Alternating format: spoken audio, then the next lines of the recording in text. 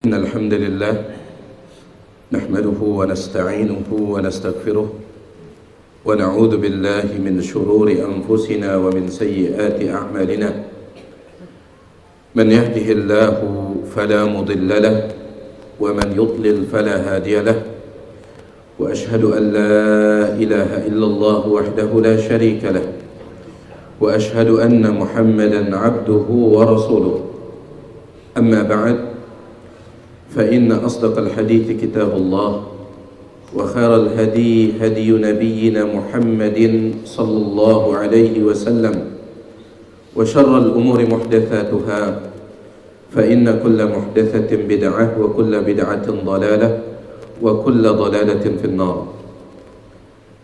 Para jemaah sekalian, rahimani wa rahimakumullah. Alhamdulillah, pada kesempatan malam hari ini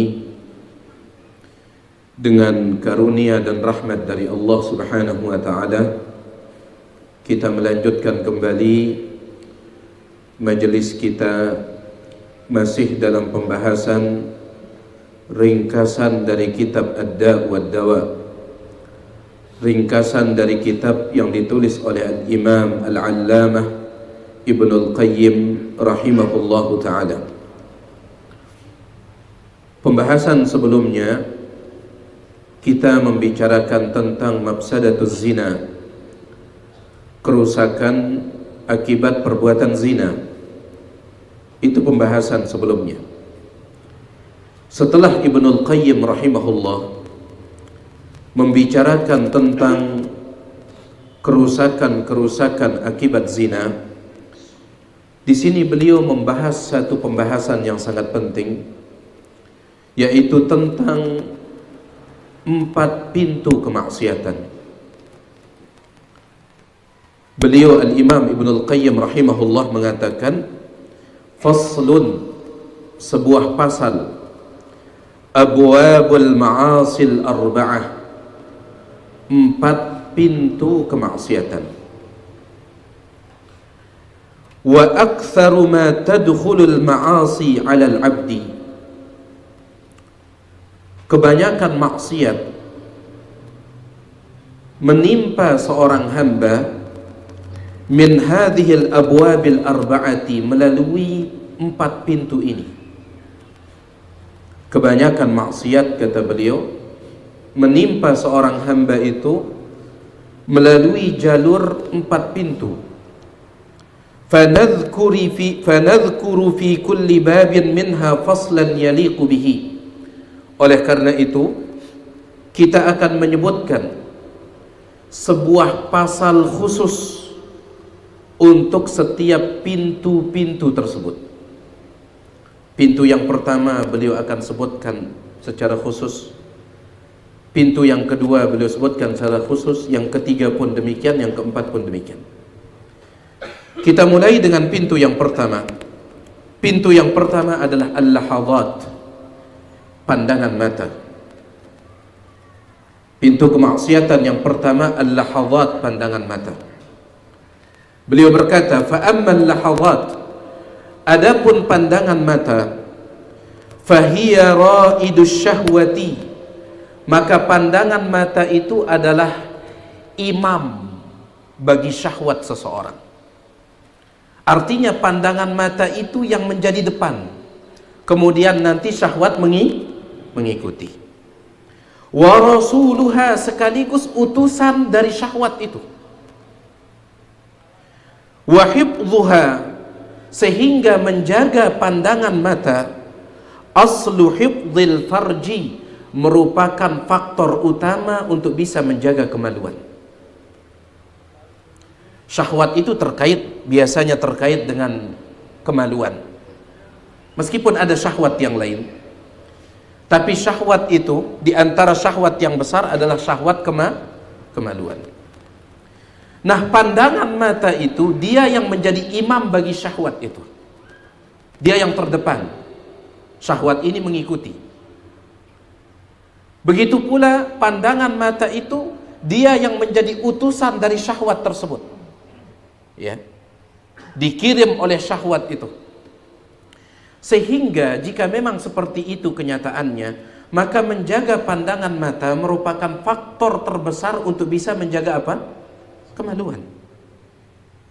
Makanya Allah Subhanahu wa taala dalam Al-Qur'an itu ketika memerintahkan untuk menjaga kemaluan, Allah awali terlebih dahulu dengan perintah menjaga apa? Pandangan. Qul lil mu'minin, katakan kepada laki-laki yang beriman, yaghuddu min absarihim, agar mereka menundukkan pandangan mata mereka, wa yahfadhu furujahum, kemudian setelah itu menjaga kemaluan mereka. Perintah yang sama ditujukan kepada para wanita.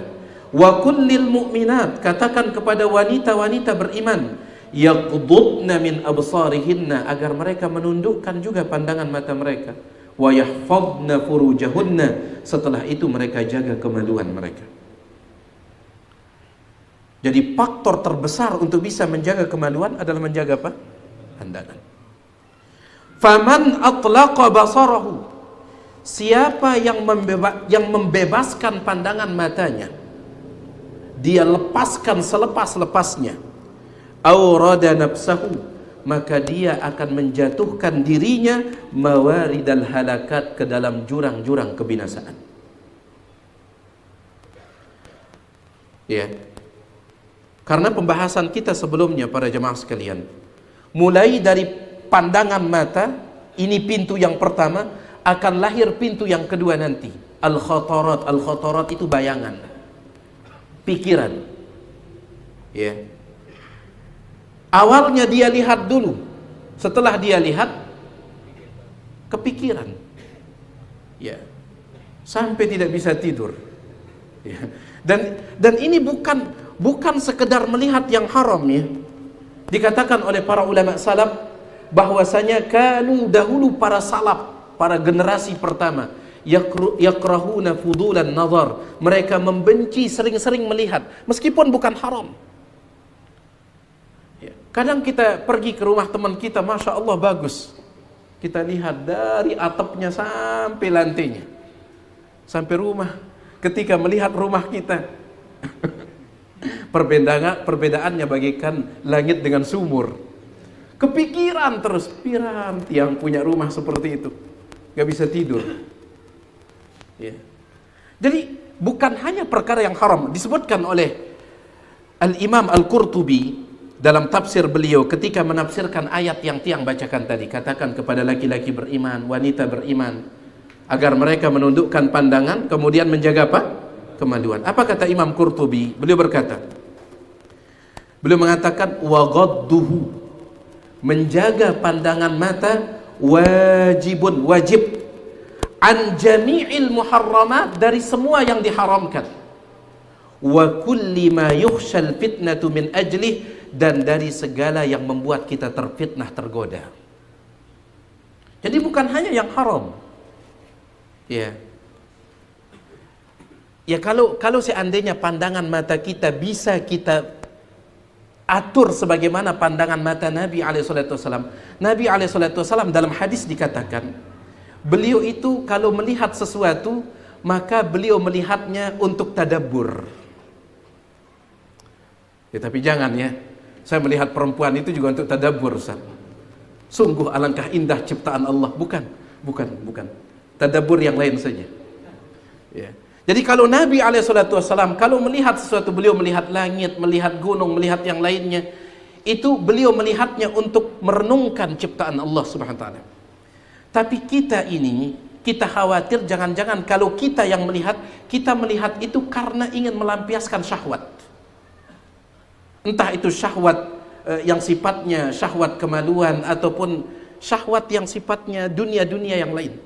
Ya, seperti rumah dan yang semisalnya. Baik. Jadi beliau di sini mengatakan siapa yang melepaskan pandangannya selepas-lepasnya, maka dia akan menjatuhkan dirinya ke dalam jurang-jurang kebinasaan. Ya, dan Syekh Abdul Razzaq hafizahullah, beliau mengatakan di antara sebab untuk melapangkan hati kita supaya kita ini selalu bersyukur, selalu qanaah, adalah kurangi melepaskan pandangan mata dengan selepas-lepasnya. Ya. Kadang kita jarang bersyukur, akhirnya kita meremehkan nikmat yang Allah berikan. Kenapa? Suka lihat postingan-postingan orang, ya. Akhirnya kita kurang bersyukur. Bukankah Nabi SAW mengatakan apa dalam urusan dunia? Unzuru ila man asfala minkum. Lihat orang yang di atas atau di bawah? Di bawah. Ya, kalau kerjaan kita lihat postingan yang mahal-mahal, susah. Hati kita ini akan terus sempit. Syukurnya akan berkurang. Salah seorang ulama pernah berkata, tiang lupa nama ulama ini. Dia pernah mengatakan, sahibtul agniya. Dulu saya berteman dengan orang-orang kaya, maka hidup saya dipenuhi oleh kesedihan. Setiap kali saya melihat di antara teman saya ada datang menggunakan pakaian yang bagus, sedih saya. Sedih. Kenapa? Pakaian saya seadanya. Akhirnya saya pun pindah circle, kata orang sekarang. Saya pindah lingkaran. Saya berteman dengan orang-orang miskin, maka pada saat itu saya menjadi orang yang lapang dadanya. Jadi membinasakan kita melepaskan pandangan mata ini. Oleh karena itu, di antara yang dilarang oleh Nabi SAW adalah jangan sering-sering duduk di pinggir jalan. Ya, nongkrong di pinggir jalan, jangan. Nabi SAW bersabda, dibawakan oleh Ibnul Qayyim di sini. Qala sallallahu alaihi wasallam. Nabi SAW bersabda, "Iyyakum wal julusa 'ala turuqat." Waspada kalian wal julusa, duduk-duduk ala turuqat, di jalan-jalan. Jangan sering-sering duduk di pinggir jalan. Para sahabat dulu mereka sering duduk di pinggir jalan itu. Kenapa? Karena hanya itu tempat duduk mereka. Kalau mereka ingin nongkrong. Akhirnya ketika Nabi SAW menyampaikan ini, para sahabat mengatakan, "Ya Rasulullah, majalisuna malana buddun minha." Wahai Rasulullah, tongkrongan-tongkrongan kami itu, tempat-tempat duduk kami itu, kami tidak bisa tinggalkan. Sudah dari dulu itu. Qal, maka Nabi SAW mengatakan, fa in kuntum la budda fa'ilin. Kalau kalian harus tetap duduk di sana, karena hanya itu tempat duduk kalian, fa'atut tariqa haqqahu, maka berikanlah hak, ya, berikanlah jalan itu haknya. Kalau memang harus duduk di pinggir jalan, berikanlah jalan itu haknya. Qalu, mereka bertanya, ya Rasulullah, apa haknya? Qal, ghaddul basar. Yang pertama kali beliau sebutkan, tundukkan pandangan. Tapi sulit kalau kita duduk di pinggir jalan, ya, tundukkan pandangan. Terlalu banyak yang indah. Yang saya maksud indah itu mobil orang. Akhirnya kita kebang, kapan saya punya ini? Subhanallah. Motor orang banyak. Ya. Ghaddul basar itu hak, jalan yang pertama, tundukkan pandangan. Wa kafful adza, tahan gangguan, jangan ganggu orang. Ini pun juga sulit kalau kita duduk di pinggir jalan. Kita tidak ada niat untuk mengganggu orang saat duduk, tiba-tiba ada orang yang jalan, qaddarallah, orang yang jalan tersebut kakinya pincang. Ya. Kakinya pincang. Meskipun kita tidak ganggu dengan tangan, setidaknya kita bicarakan dengan, lihat tuh si pincang tuh kok gitu jalannya. Kan itu gangguan. Nabi SAW bersabda dalam riwayat Imam Bukhari, al-muslimu, orang Islam yang betul-betul Islam, man salimal muslimun, adalah umat Islam yang lain selamat min yadihi, dari tangannya, walisanihi, dan dari lisannya. Kalaupun kita tidak ganggu dengan tangan orang tersebut, seringkali kita mengganggunya dengan apa? Lisan. Ya. Atau kalau kita tidak ganggu dengan lisan, kita ganggu dengan isyarat. Wailul likulli humazatin lumazah. Kecelakaan bagi setiap humazah dan lumazah. Sebagian ahli tafsir mengatakan humazah adalah orang yang mengejek orang lain dengan lisannya, sedangkan lumazah yang mengejek dengan isyarat. Ya. Ada orang jalan, tubuhnya mungkin Allah takdirkan agak pendek, diginikan. Ya, diberikan isyarat gini. Wail, kecelakaan, kata Nabi SAW. Jadi kaful adha wa raddus salam. Kemudian yang ketiga, hak jalan adalah jawab salam kalau ada orang yang mengucapkan salam. Kadang ini pun juga berat. Ya, ketika kita sedang duduk-duduk ada orang mengucapkan salam, siapa itu? SKSD sekali, sok kenal, sok dekat. Intinya, kalau bisa tidak nongkrong di jalan, maka jangan nongkrong kalau bisa. Ya. Tapi kalau memang kita kerjanya di sana, ya, maka perhatikan hak jalan yang disebutkan oleh Nabi SAW. Kemudian beliau mengatakan, "Wan nazaru aslu ammatil hawadits allati tusibul insan."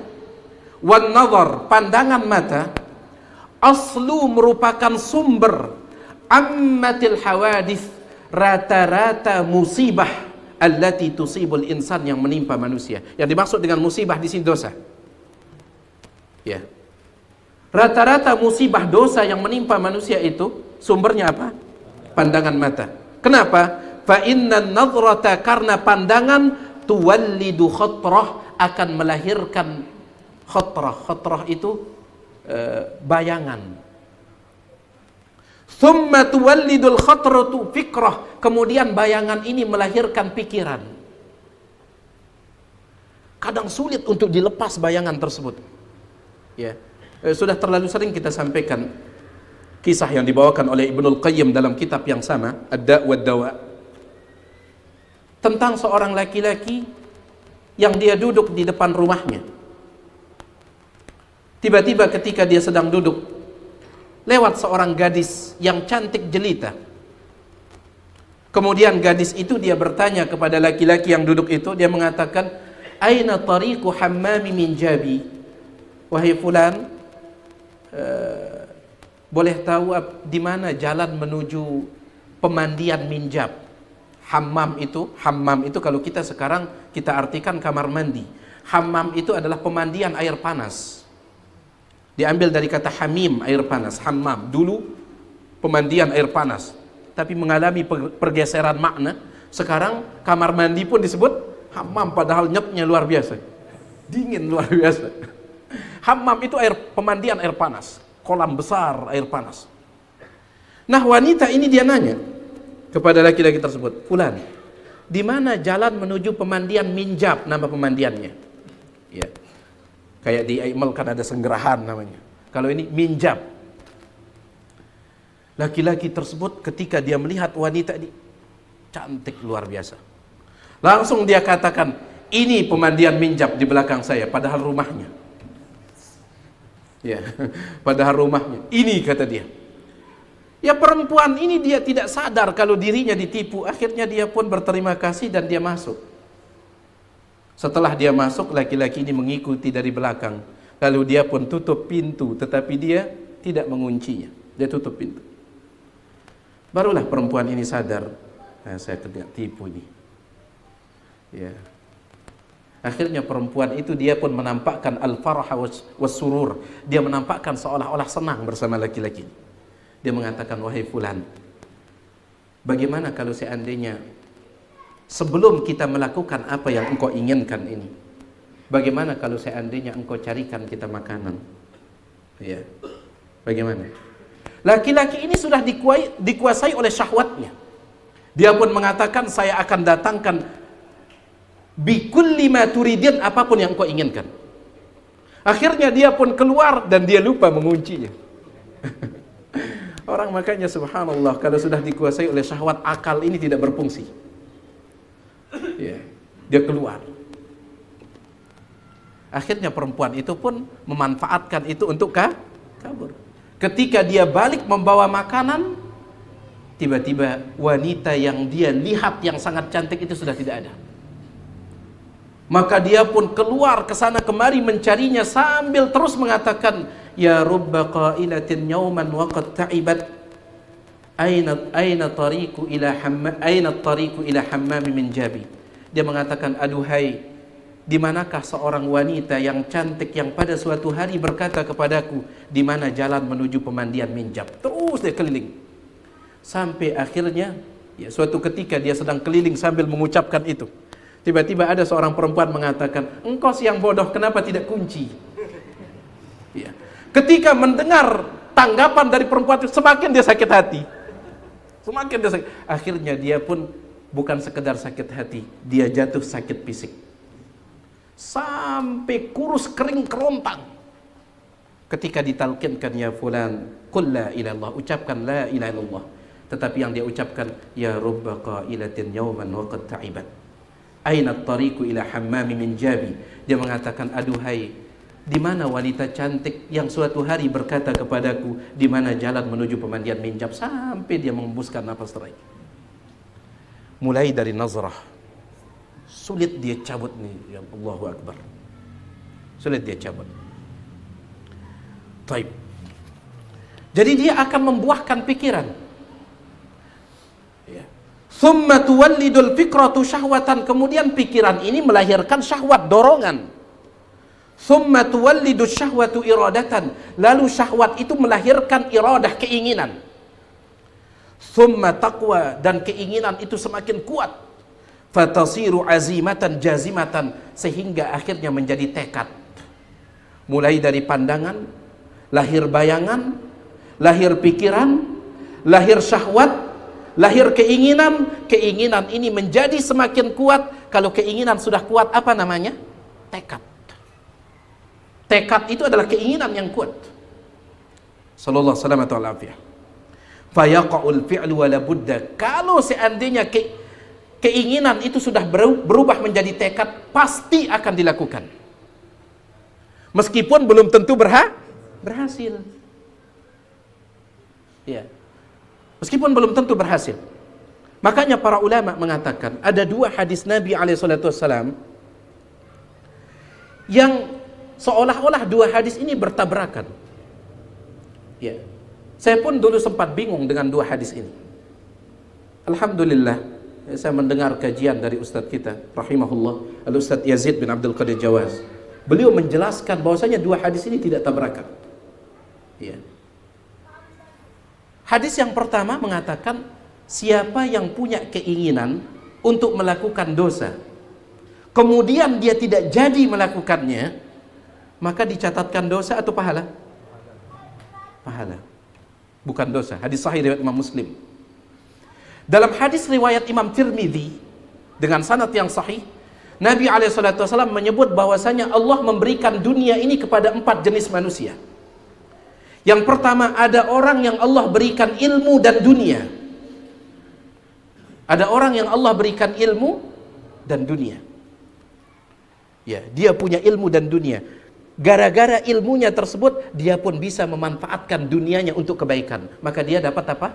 Pahala. Sedangkan yang kedua, ada orang yang sekedar diberikan ilmu tetapi tidak diberikan dunia. Hanya ilmu, miskin dia tetapi berilmu. Gara-gara ilmunya ini dia pun punya niat yang bagus, tekad yang bagus. Dia mengatakan, seandainya saya punya harta seperti dia, saya akan melakukan juga seperti dia. Maka dia dapat pahala gara-gara niatnya bagus. Jelas antum ini? Ya. Yang pertama itu punya ilmu dan dunia. Aksinya itu, perbuatannya itu bisa dia jalankan. Sedangkan yang kedua ini hanya ilmu. Tetapi dengan ilmu tersebut dia bisa membuat tekad dan niat yang bagus. Akhirnya dia dapat apa? Yang ketiga, ada orang yang diberikan oleh Allah dunia saja, tidak punya ilmu. Tidak punya ilmu, hanya dunia. Akhirnya dia menggunakan dunianya untuk maksiat. Yang paling parah yang keempat, tidak punya ilmu, tidak punya dunia. Gara-gara tidak punya ilmu, dia pun mengatakan, kalau saya punya harta seperti si fulan itu, saya juga akan poya-poya. Kata Nabi SAW, huma fil wizri sawa, dosa mereka sama. Kan masih niat. Iya.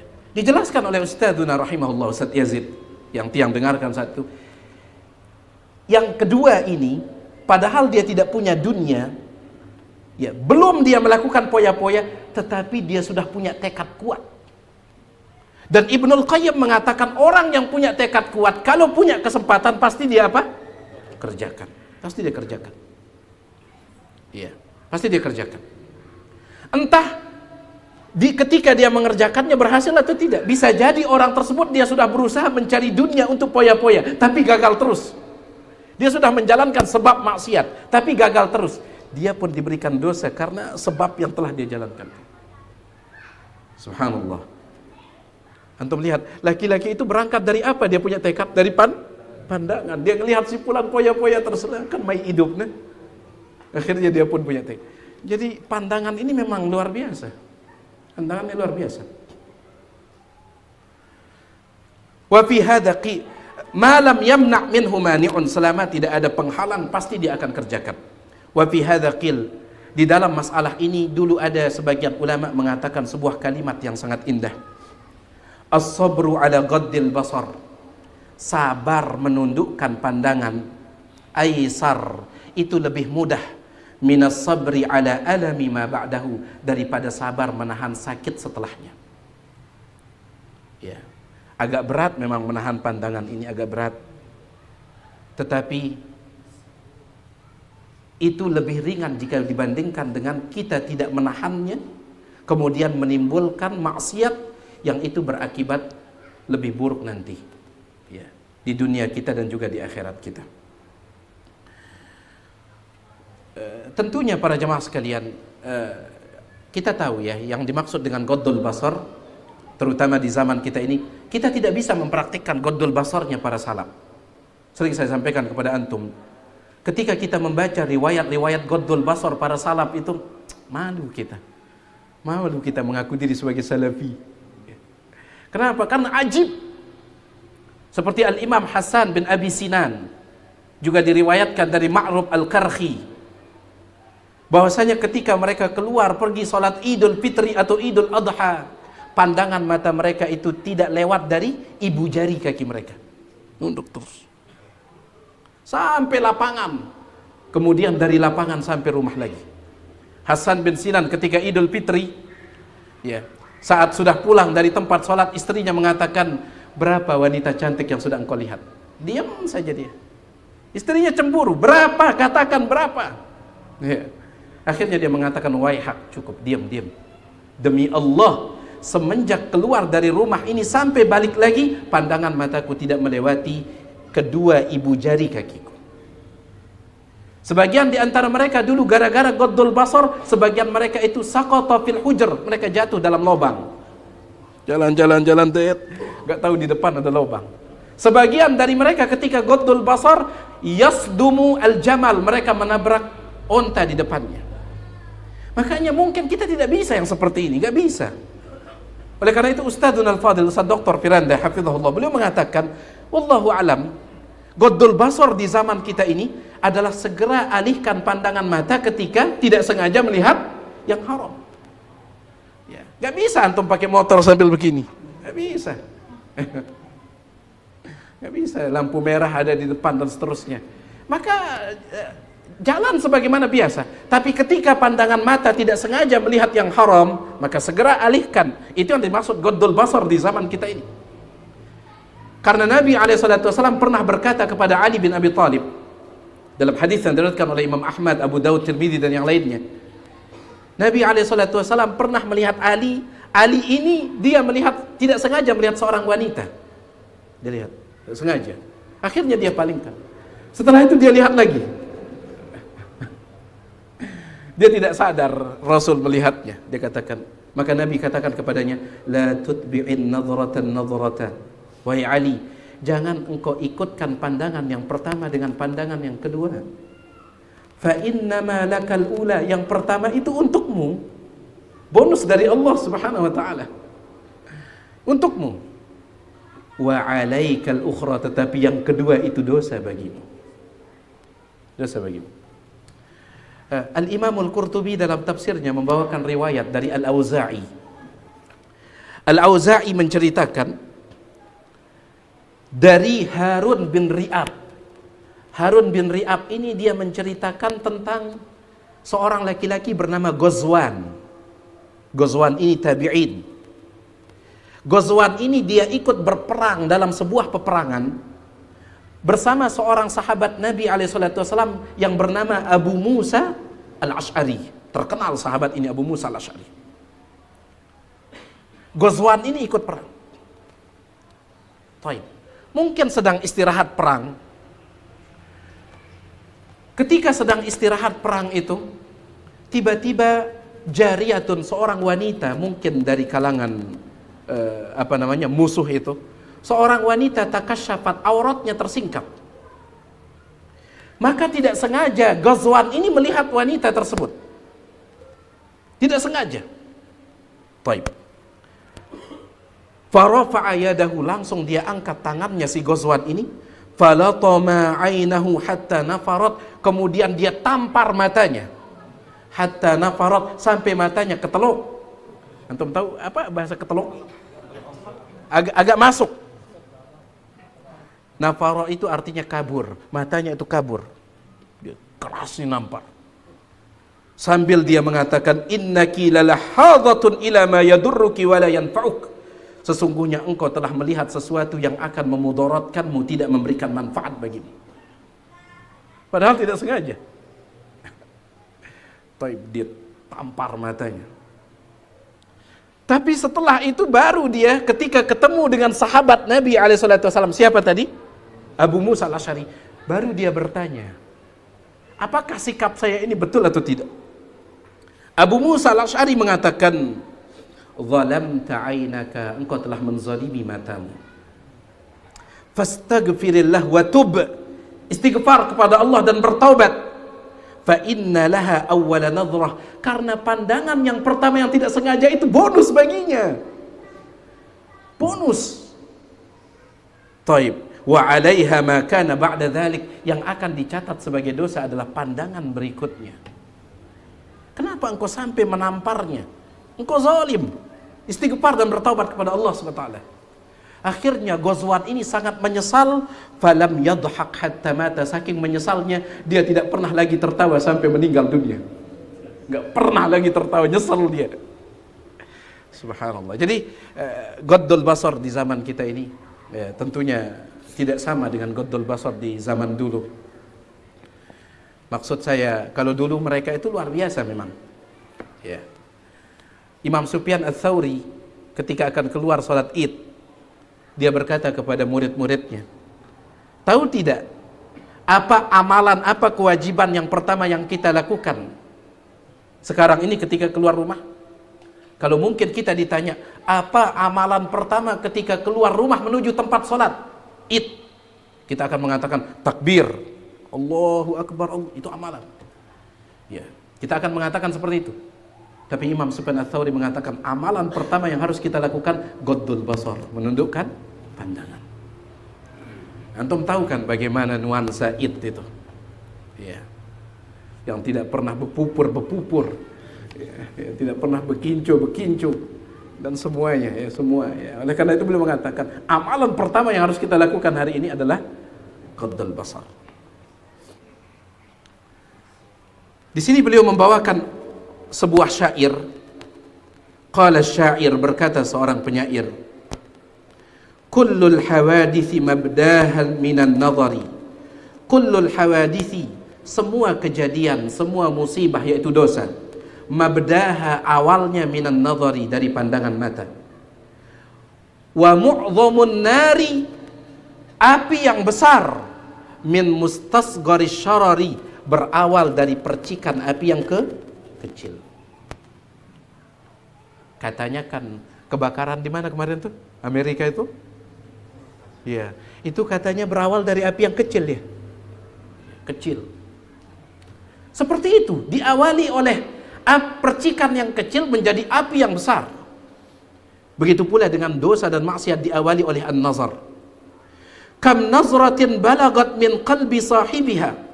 Betapa banyak pandangan balagot yang menancap min qalbi sahibiha, di dalam hati pemiliknya. Kama balagis sahmi bainal qausi wal watari, bagaikan menancapnya anak panah yang ditembakkan dengan kuat dari busurnya.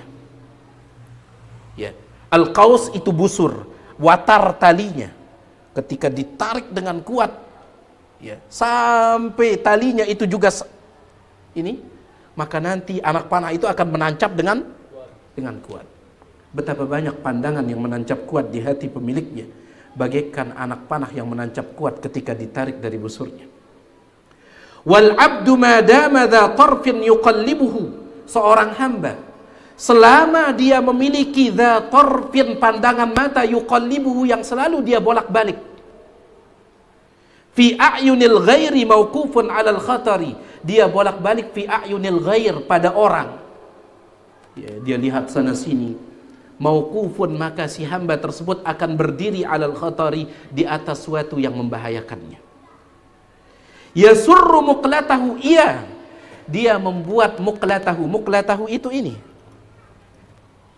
yang putih bercampur hitam ini, ya, ini muqlah. Sedangkan yang ini kelopaknya ini disebut jafnah. Muqlah ini yasurru muqlatahu, iya, dia membuat senang matanya. Ma darra muhjatahu, tetapi apa yang dia gunakan menyenangkan matanya, darra muhjatahu, itu membahayakan ruhnya. Ya, kan saking senangnya sebagian orang, apa bahasanya? Ayo kita cuci mata. Ya, kita cuci mata katanya. Padahal itu betul-betul mencuci atau mengotori. Ya, kita cuci mata. Yasurru muqlatahu, dia membahagiakan matanya. Ma darra muhjatahu, dengan sesuatu yang membahayakan ruhnya. La marhaban bisururin ada bid-darari, kebahagiaan yang mendatangkan bahaya itu la marhaban, harusnya tidak disambut. Ya. Kebahagiaan yang mendatangkan, kegembiraan yang mendatangkan bahaya, harusnya la marhaban. Jangan antum katakan marhaban, selamat datang kepada kebahagiaan, jangan. Ya, ada orang datang ke rumah kita, Masya Allah, dia bawa ambon 1 karung. Ya, dia bawa ambon 1 karung. Kemudian juga dia bawa yang lain. Gembira tidak? Gembira. Dia katakan, ini untuk antum. Setelah ini saya bacok antum. Jangan terima, jangan sambut, suruh dia pergi. La marhaban bisururin ada bid-darari. Kebahagiaan atau kegembiraan yang datang membawa kemudaratan, la marhaban, jangan disambut. Harusnya seperti itu. Baik. Wa min afatin nadhari, di antara dampak buruk dari pandangan mata, minimal jamaah sekalian, minimal, annahu yurithu, pandangan mata itu mewariskan kepada kita al-hasarat waz-zafarat wal harakat. Al-hasarat, resah. Waz-zafarat, zafarat itu ini, ngungkes. Wal harokot itu hati kita dibuat terbakar. Kenapa? Karena terus memikirkannya.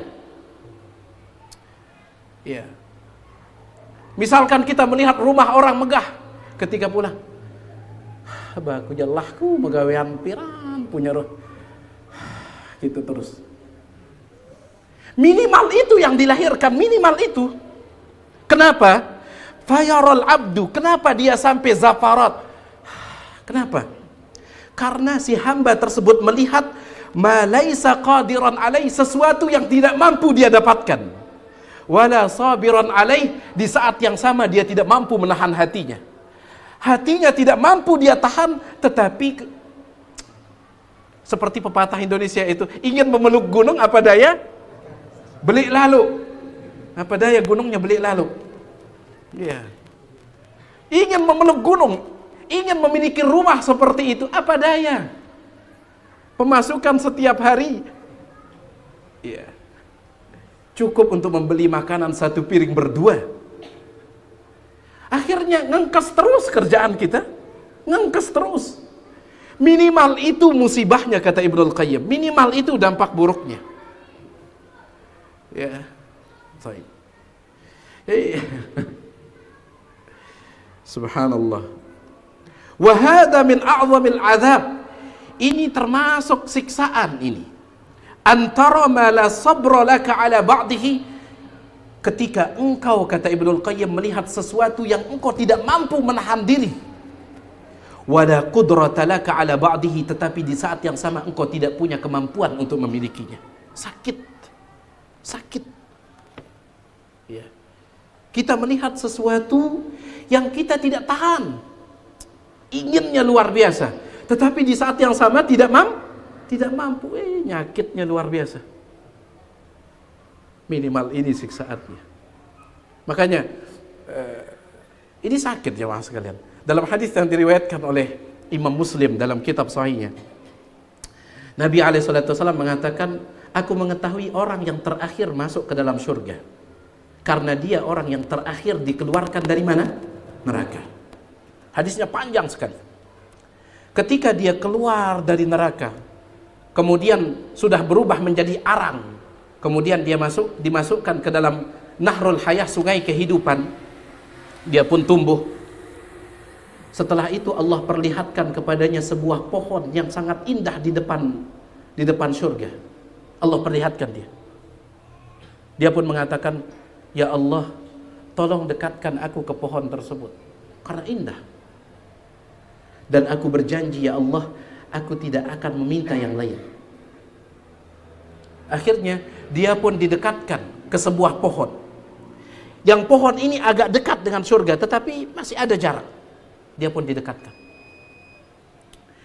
Setelah dia sudah mendekat dengan pohon tersebut, tiba-tiba Allah perlihatkan dia pohon lain yang jauh lebih indah, lebih dekat dengan surga.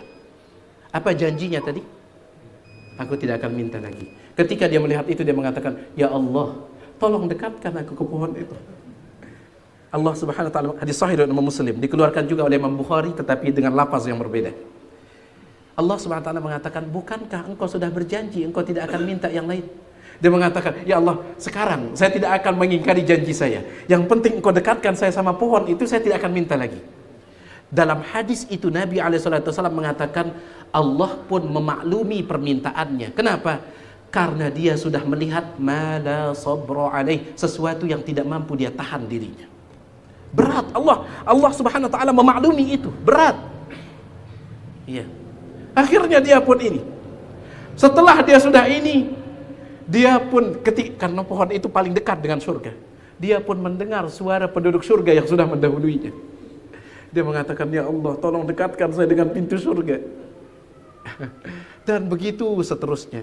Berat jamaah sekalian. Kita ingin sesuatu tetapi kita tidak punya kemampuan. Dan itu diawali oleh pandangan apa? Pandangan mata. Ya. Baik.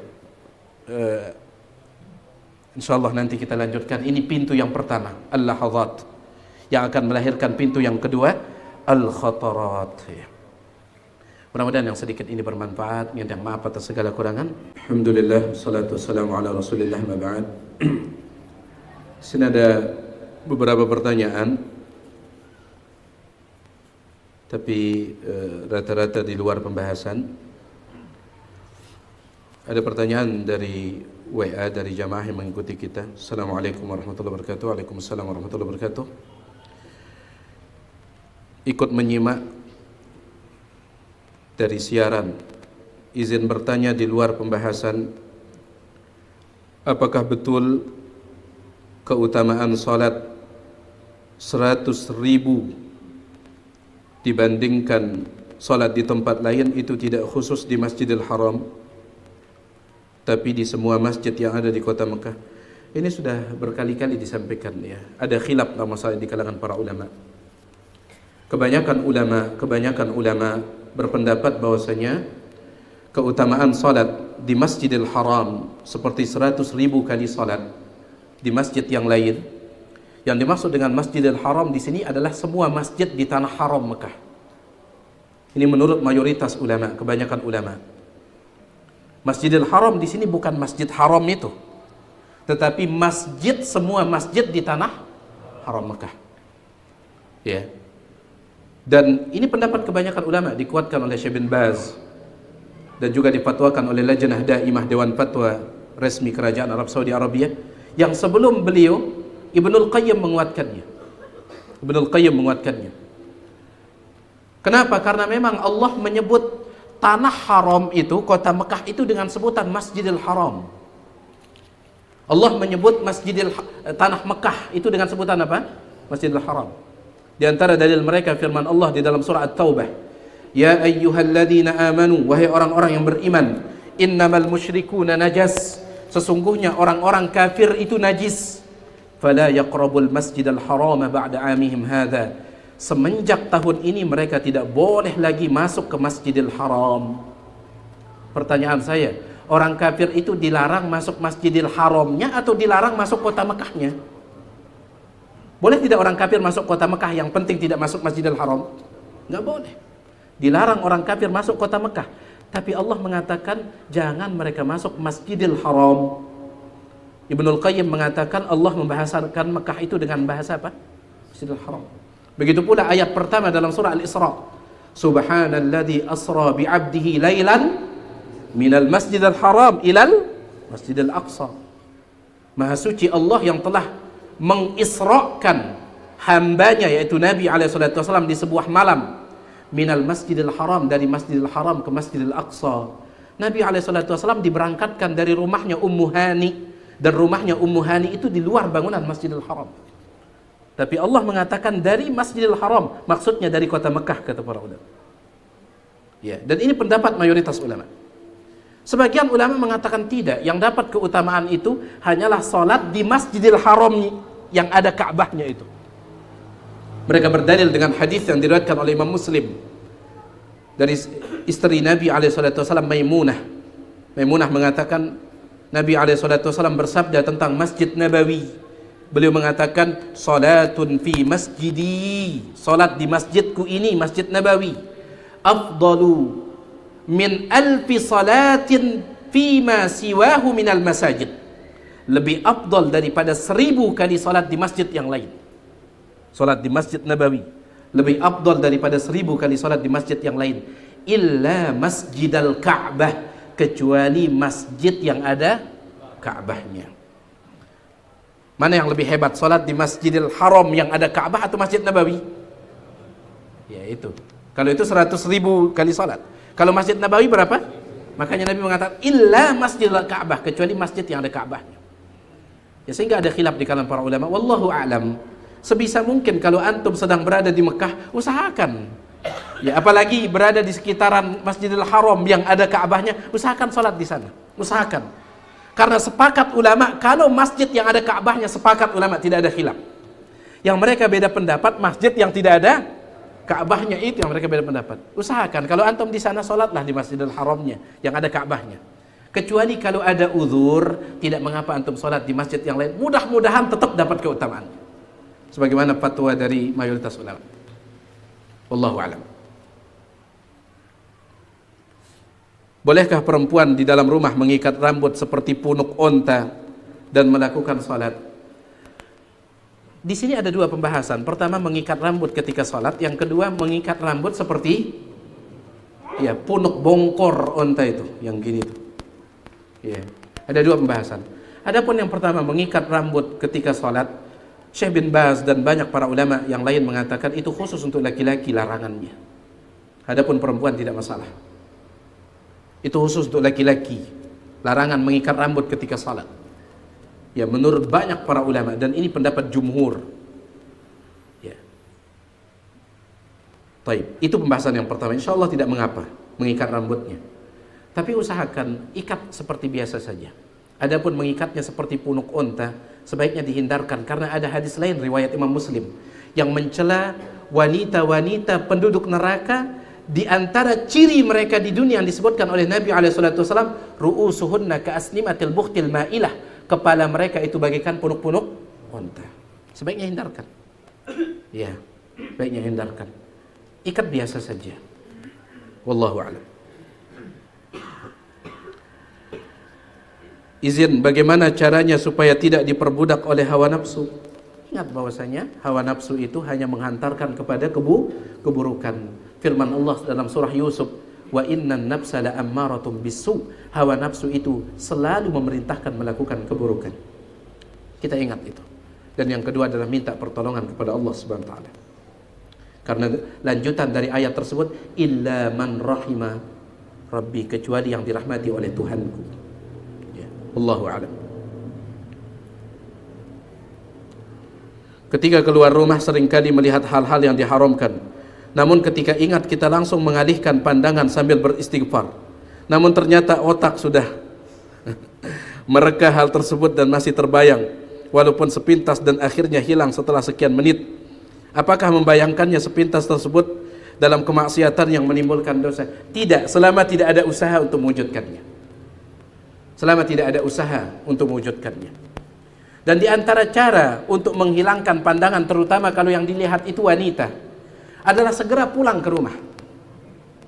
Tapi ini bagi yang sudah punya istri, segera pulang. Nabi SAW bersabda dalam riwayat Imam Muslim, beliau bersabda, "Idza ra'a ahadukum imra'atan fa'ajabathu." Apabila seseorang dari kalian ketika keluar rumah melihat seorang wanita, dalam riwayat yang lain hasna, yang cantik, fa'ajabathu, lalu perempuan itu membuat dia tertarik, falyati ahlahu, dia hendaklah segera pulang, dia datangi istrinya. Fa inna ma'aha mithla alladhi ma'aha, karena istrinya juga punya apa yang dipunya oleh perempuan itu. Itu kata Nabi SAW. Gak usah dibayangkan Abu Yogi, istrinya punya apa yang dipunya oleh perempuan itu. Itu kata Nabi SAW. Maka segera pulang. Makanya ibu-ibu, jadilah tibbun nabawi. Ibu-ibu, jadilah tibbun nabawi kalau anda menjadi istri. Iya. Permasalahannya adalah di zaman dulu para wanita itu, mereka berhias untuk suami mereka, untuk suami mereka. Makanya cocok kalau Nabi mengatakan perempuan itu memiliki, istrinya punya apa yang dimiliki oleh perempuan itu. Tapi sekarang masalahnya beda. Perempuan yang dia lihat di luar ini, ketika dia melihatnya Masya Allah, tapi ketika dia pulang yang dia ucapkan a'udzubillah, itu masalahnya. Itu masalahnya. Ya. Perempuan ini membuat dia terus takjub. Karena ibu-ibu, hindarkan, jangan pernah menjadi seperti yang dikatakan dalam pepatah Arab. Disebutkan pepatah ini oleh Syekh Abdul Azim bin Badawi dalam kitab Al-Wajiz ketika menjelaskan hak suami yang harus ditunaikan oleh istri. Beliau mengatakan di antara kesalahan sebagian istri adalah mereka bersikap seperti pepatah Arab. Apa pepatah Arab? Ghazalun fil kharij wa kirdun fil bait. Ghazalun fil kharij, ketika di luar rumah dia seperti kijang menjangan. Yang namanya kijang dikejar tidak? Kejar, kijang itu dikejar. Iya. Ketika di luar rumah seperti kijang, wa kirdun fil bait, tetapi mohon maaf di dalam rumah seperti monyet. Mohon maaf, ini peribahasa Arab. Saya hanya menyampaikan. Jangan seperti itu ibu-ibu. Berhiaslah untuk suami anda. Berhias. Iya. Taib, mereka yang lebih berhak mendapatkan itu. Ini jadilah tibbun nabawi pada istri, ya. Jadilah tibbun nabawi. Kasihan suami anda itu ya, di rumah itu seperti kata Ibnul Qayyim, sudah zafarat, ngengkas terus. Ngengkas, harokot, terbakar dadanya gara-gara Masya Allah yang dia lihat di luar itu. Semakin terbakar karena di rumah dia tidak berhenti mengucapkan a'udzubillah. Kasihan ya, kasihan. Seorang wanita berwasiat kalau meninggal maka sebagian hartanya digunakan untuk mengurus jenazahnya, termasuk acara tahlilan 9 hari. Apakah boleh kita penuhi wasiat tersebut? Pengurusan jenazahnya iya, jalankan wasiat itu. Adapun setelahnya, maka disebutkan oleh Allah Subhanahu wa taala dalam surah Al-Baqarah, ada 2 bentuk wasiat yang tidak boleh dijalankan. Hukum asalnya wajib menjalankan wasiat. Faman baddalahu ba'dama sami'ahu fa innama ithmuhu 'alal ladzina yubaddiluna. Allah Subhanahu wa taala mengatakan, siapa yang merubah isi wasiat, maka dosanya ditanggung oleh yang merubahnya. Maka hukum asal menjalankan wasiat itu wajib. Tapi lanjutkan ayatnya. Faman khafa min musin janafan aw ithman fa aslaha, na'am, fala ithma alaih, fa aslaha bainahu fala ithma alaih. Tapi siapa yang khawatir min musin janafan, orang yang berwasiat ini dia mewasiatkan dosa, atau dia mewasiatkan zulman, kezaliman. Wasiatnya itu dia katakan, kalau saya meninggal dunia yang dapat warisan saya anak laki-laki saja, yang perempuan gak usah dapat. Zalim tidak? Maka ini boleh untuk dilanggar. Boleh dilanggar. Maka di sini ada 2 wasiat, wasiat kepengurusan jenazah dan wasiat untuk melakukan acara yang tidak disyariatkan itu. Kepengurusan jenazahnya silahkan dijalankan sesuai dengan wasiat, ya, selama tidak ada bertentangan dengan syariat. Wallahu a'lam.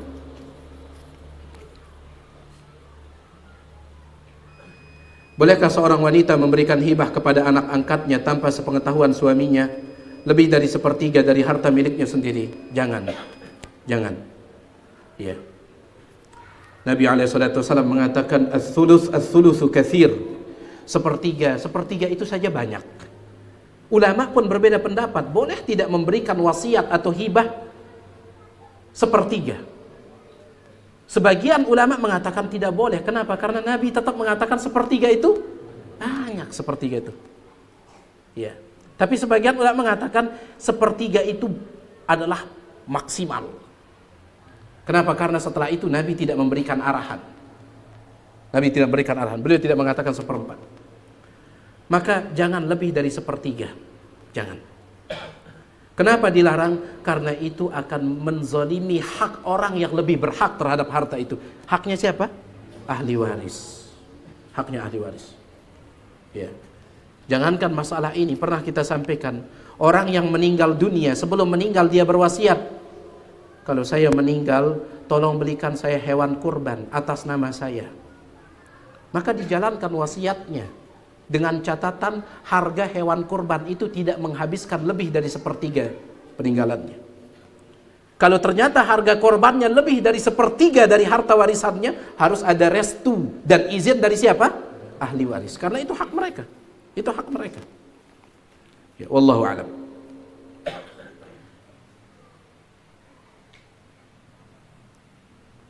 Bagaimana caranya agar bisa tetap istiqomah?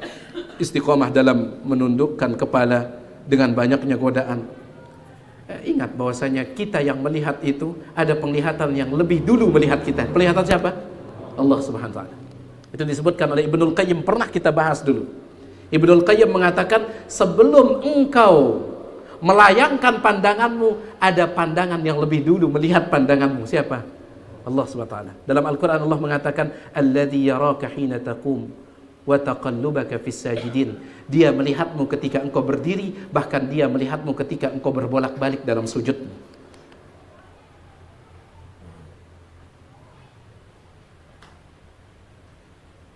Apakah ada keutamaan membaca surat Al-Kahfi di malam Jumat dan surah Al-Mulk malam hari agar terhindar dari siksa kubur?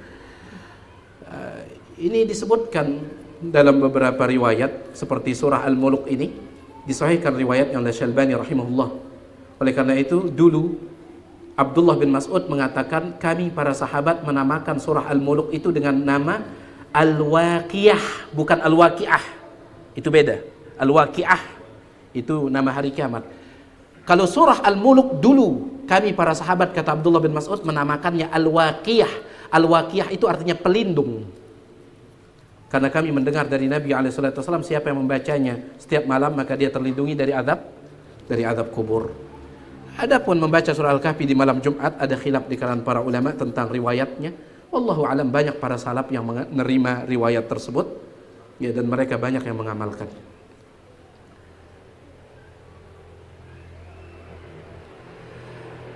Bagaimana mengatur harta waris dari seorang mayit perempuan yang meninggalkan seorang suami, 2 saudara laki-laki kandung, dan seorang anak angkat perempuan?